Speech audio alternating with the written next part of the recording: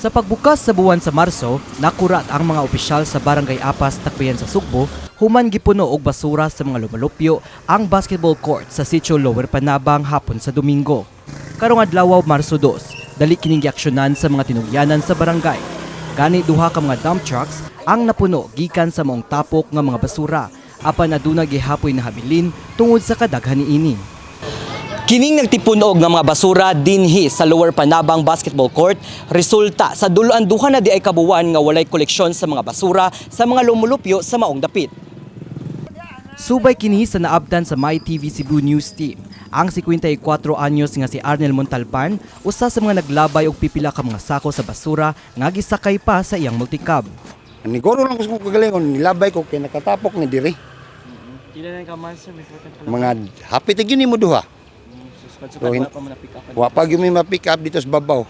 Apan matod ni Barangay Apas Councilor Ray Suelto, nahunong ang regular nga operasyon sa pagkuha sa basura tungod sa pagkaguba sa na-assign nga dump truck sa Sitio Lower Panabang. Ilang ka weeks na wala na kuha ang mga basura dito sa mga katura ba ito nga sitio or sa uban sa tingang sitio? Dali sa uban nga sitio, doon natin niabot na ubuan. Mostly yun kasaga, pinakadugay na ginamo sa kabuan.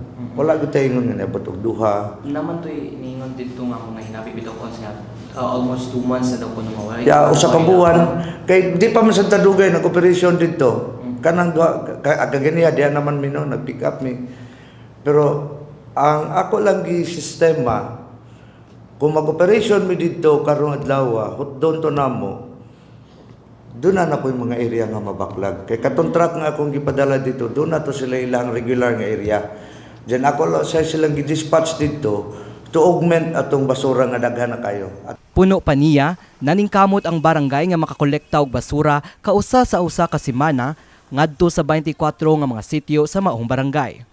Apan ang maong hagit resulta sa nahitabong landslide sa Barangay Binaliw, kundiin mao'y sentro sa labayanan sa mga basura sa syudad. Kasamtangang nahimutang karon sa South Road Property kon SRP ang gitawag nga transfer area sa mga basura. Human dili na maka-cater ang landfill sa Konsolasyon tungod sa toneto na ladang basura sa syudad. Kanya ang mga barangay sometimes ang ilang truck dili makabiyahe kay guba. So makita nato nga naa pagyoy mga garbage nga naa sa mga kadalanan. But akong giingnan ang mga barangay nga naa gani mo'y problema, you just call sa DPS para ato silang mabakapan. Ang saad sa mayor nga mahawa ng SRP sa mga basura sa katapusan nga semana sa Marso. Nunot ni ini, padayong gihisgutan sa kagamhanan sa Dakbayan ang posibilidad nga paghimo og landfill sa laing area sa Barangay Binaliw. Sa pagkutlo ning balita, duha sa 5 ka mga dump trucks ang nagdagan og kasamtangang usa ang gipaningkamutan og paayo sa karon nga semana. Imagine mo ng tulo ka garbage truck, naa na sila area kada adlaw, nabiyaan na. In spite of that, wag yun na ang ilang area na bahaw ng anak kadugay kay ngano bisag gabi hangtod sa kadlawon nag-operasyon ng atong mga tao. Kauban ni Jovi Caton Bipsocom intern kini si Mark Armas alang sa MyTV Cebu.